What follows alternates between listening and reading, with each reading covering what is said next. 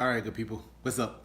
It's your boy D coming at you with another episode of the DA Experience. Today I got a double, I guess that's four, a double feature for you today. I saw two movies over the weekend. One was a sequel to something I was really anticipating and loved the original, and the second was probably one of my most anticipated movies of the year after watching the trailer last year.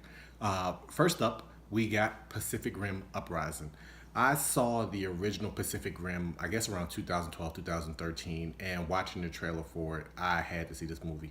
It brought out the big kid in me, but it had this weight of adultness to it that I loved.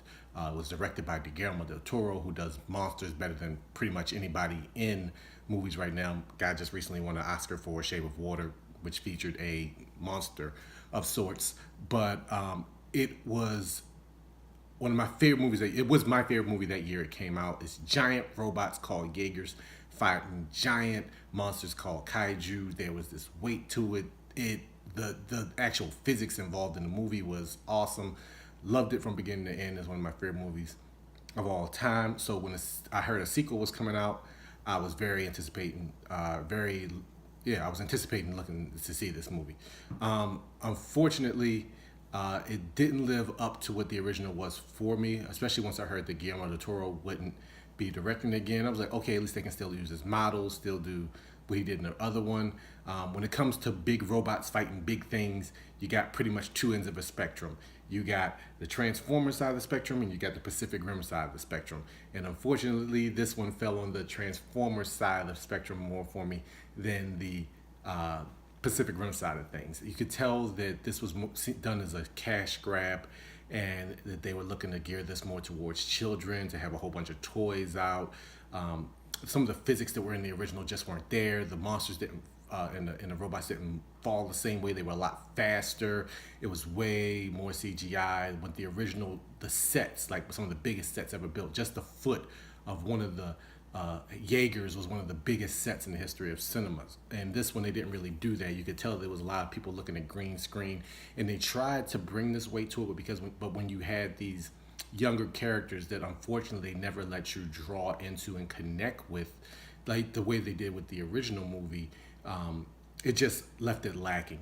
Though the action sequences are great in this movie, it doesn't have the same feel as the original, but it was there. You could tell that a lot of people from the original movie didn't want to come back. The main guy who played Jack Teller on Sons of Anarchy didn't come back. Idris Elba, well, he died in the original one. Sorry, spoilers. He didn't come back, and three other characters were there, but they were more side characters this time around, I guess you could say. John Boyega, who plays Finn in Star Wars, was the main guy this time. He plays the son of Idris Elba's character in the first one, and unfortunately, they didn't give you enough in his character to let you understand his motivations as well as I would have liked them to.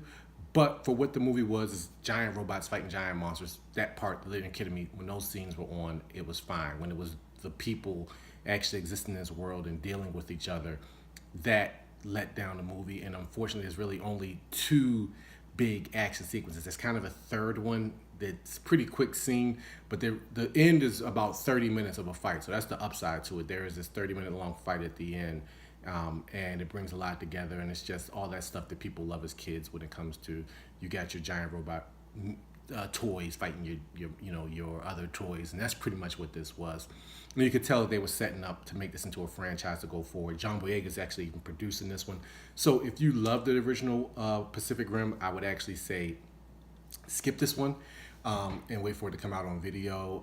But if you're looking for something to take the kids to go see this weekend, it's definitely the perfect movie for that. They'll enjoy it. You'll get about an hour and a half to 2 hours of time to just sit there and turn your brain off. But I definitely wait for this one to come on Netflix or video. Now on to my second movie of the weekend. I saw this one Saturday night, and funny enough, I actually got put into the same theater for both movies. So I don't know what that means when it comes to movie theaters, but that's what happened. Thank you, MoviePass, by the way. I saw Ready Player One. And let me tell you, when I saw the original trailer for this movie, I knew it was a book. I'd actually got the book in a loot crate years ago, and I heard great things about the book. It was on New York Times bestseller. It's called the New Pop Culture Bible. It was a lot involved in this book, but I had never read it, but I knew what it was. And then Steven Spielberg was directing it, and it was return to Steven Spielberg during the more fun, I guess you could say kid friendly, but yeah, kid friendly type movies in the vein of like E.T. and Hook, but more, still a little bit more mature for when you actually watch the movie.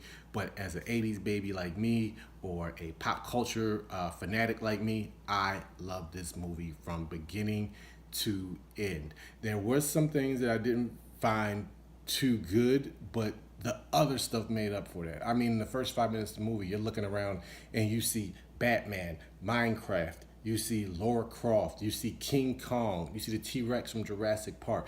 All this stuff is in this movie, and this is literally the first 15 minutes of the movie. It has some of the best action sequences I've ever loved. The CGI they used, you forget that you're looking at CGI animated characters. It's not even an animated movie, but the way they portrayed the Oasis was just amazing. The music was great.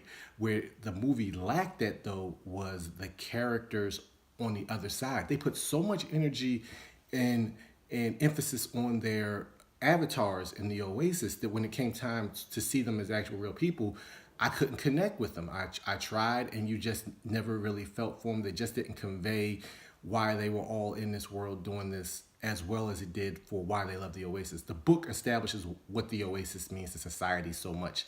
This one, it didn't get there. It tried to, but it didn't let you know that like it takes over like schooling, and it's taking over like banking, and it's everything. So why everybody wants this place so much, you don't understand. But it is a good social commentary on how we have gone into a digital age, and more people are existing in this form of digital social society. And this would probably be the next possible step if VR ever got to that point.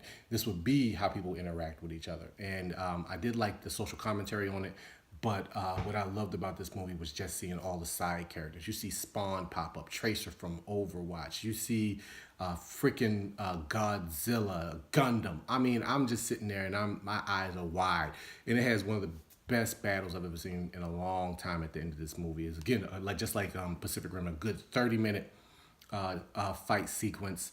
I would have loved to have seen them do just a little bit more with the characters outside the Oasis. Let us connect with them a little bit better, understand their motivations or their family life a little bit better. But other than that, this movie was great. I loved it. You definitely need to go see this. See it in the theater. This is one of the rare times that I'm actually mad I didn't see it in IMAX, just so I could catch everything and pick up on some of these characters. Had a good, young cast. There was no real big name star in the movie. So when you go see this, they draw you in with this idea of the Oasis, and it just captivated me the whole time. It's probably one of my favorite movies this year, and that's saying something because most of the movies I've seen this year have been pretty bad, but this is going to go on my top 10 list. This Black Panther and it's this, and hopefully Avengers gets on that list as well. I'm not knocking it. Avengers probably will, but it was great. Definitely go check this movie out in the theater. You will not regret it. I loved it, and that's probably going to do it for me. I guess next up will probably be A Quiet Place that comes out next week, or was it Blockers, starring John Cena of all things. Actually looks pretty funny. I'll put the way for you to vote for what I should go see up here in the top corner. So when you see that little eye pop up, hit that.